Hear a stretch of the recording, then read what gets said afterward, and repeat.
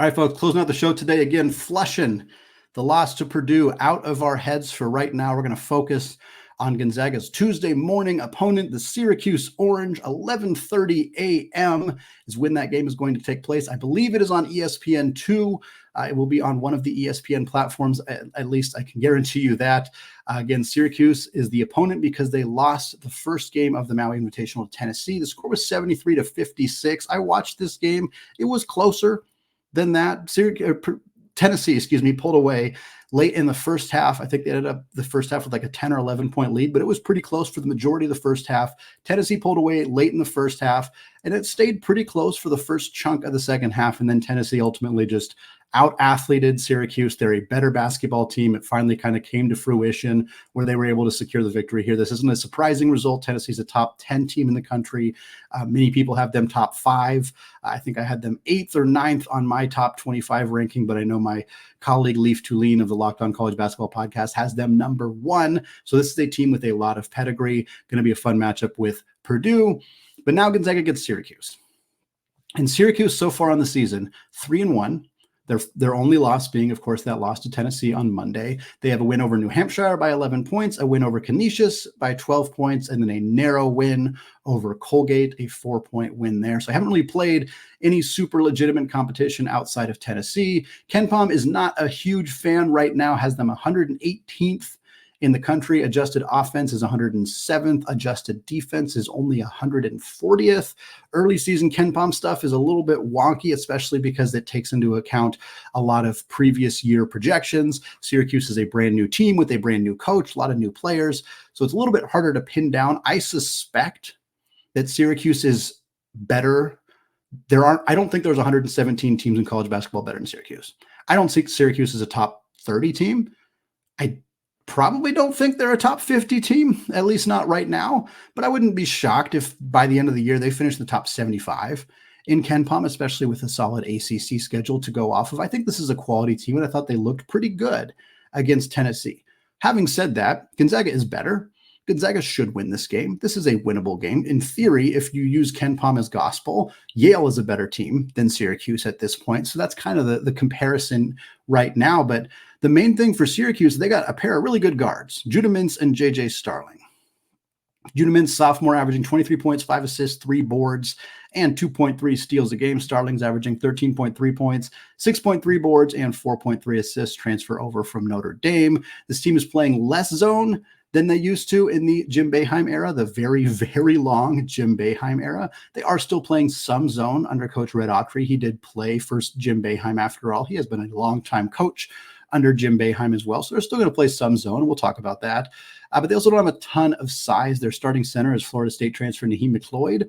Those of you who were daily listeners of Locked On Zags over the offseason, shout out to you. You may have heard us talk about Naheem McLeod when he was in the transfer portal as a potential option for the Gonzaga to pursue in the portal as a shot blocking backup big. And he's 7'4". That's why we had him on the radar for Gonzaga to pursue. He's over at Syracuse. We'll talk about what that means. So we're going to go somewhat quickly through my 5 keys to the game, 5 keys to victory for Gonzaga to end up going 1-1 in the first 2 days of the Maui Invitational and playing for that 5th place trophy again, likely against Marquette or UCLA on Wednesday. First key, punish the zone with outside shooting. Syracuse might run a lot more zone against Gonzaga if they watched them play against Purdue and saw them miss 26 3-pointers. Get that correct there.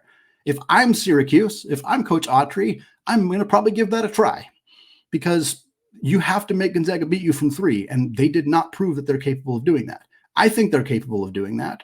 Many of you probably think they're capable of doing that, but if I was Coach Autry, I'd make them prove it. So for me, a huge key for Gonzaga, if we see that zone, or how often we will see it, how often we see that zone, Gonzaga has to punish it. Knock down open threes, shoot over the top of that zone. Ryan Nembhard and Nolan Hickman cannot combine to go 2 of 12 from 3. It just cannot happen. Throw Graham Ike in the middle of that zone, let him operate right there, have Anton Watson running down the baseline. You can create a really solid zone offense against this Syracuse team. And if you're punishing them from outside shooting, they're going to back out of it and have to go back to man. Key number 2, get the ball out of Judah Mintz's hands. Judah Mintz is really, really good. There's a good chance he's a first-round pick in the 2024 NBA draft. 23 points per game through their first 4 games. He looked excellent against Tennessee, and they have one of the best perimeter defenses in the entire country with Zagai Ziegler and Santiago Vescovi. He's really talented. So the best thing for Gonzaga to do is get the ball out of his hands, whether that's half-court traps, whether that's really high ball hedges on those screens, whatever they can do to get the ball out of his hands. Make somebody else beat them. Maybe it'll be Jimmy Bell. Maybe it will be JJ Starling, Somebody else on this team has to step up. Judah Mintz is the best player on this team by far, Gonzaga's best key to victory. Don't let him dominate this game. Don't let him be ball dominant. Don't let him have the ball constantly in his hands. Force him to give it up. Force somebody else to step up for the Orange, because frankly, I'm not sure they have it. I'm not sure somebody else can necessarily do that.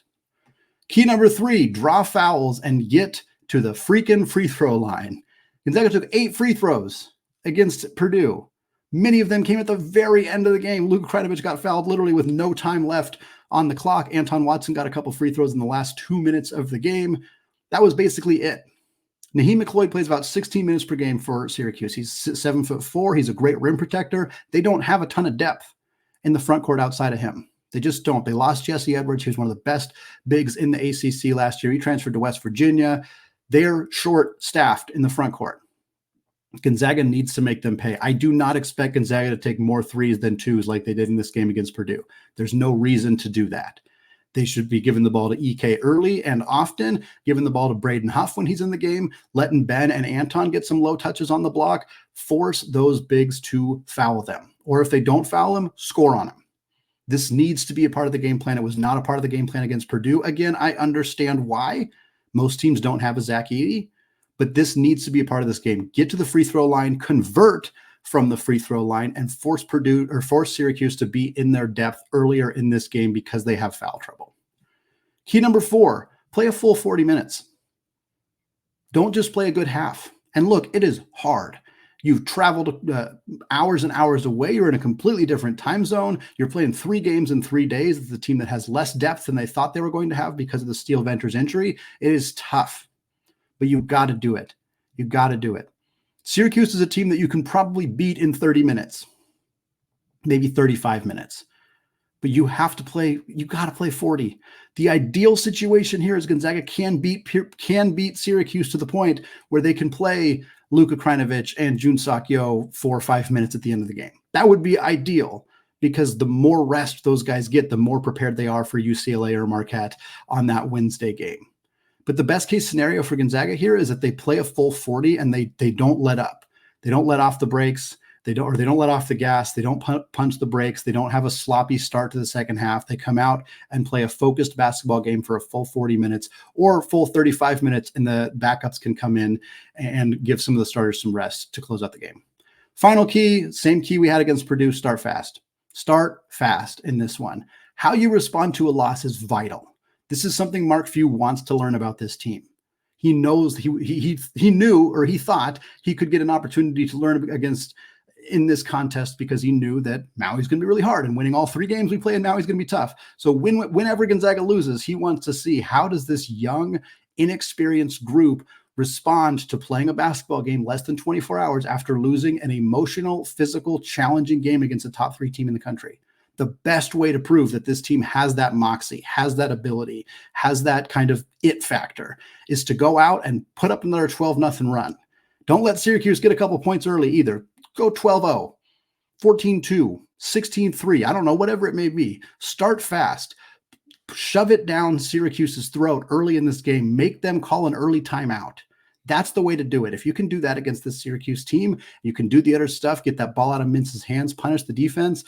You have a great chance of not only winning, but potentially even coasting to a victory, which would make them even more set up for whatever game they end up playing on Wednesday. That's going to wrap us up for today here on the Locked On Zags podcast. Thank you so much for making the show your first listen or your first watch of the day. We'll be back on Tuesday after that Syracuse game, talking about how that match went, talking about previewing their upcoming game against, again, either UCLA, Marquette, Chaminade potentially, or Kansas as well, all coming up on a future episode of Locked On Zags. Thank you so much for listening. And until next time, as always, even after a loss, go Zags.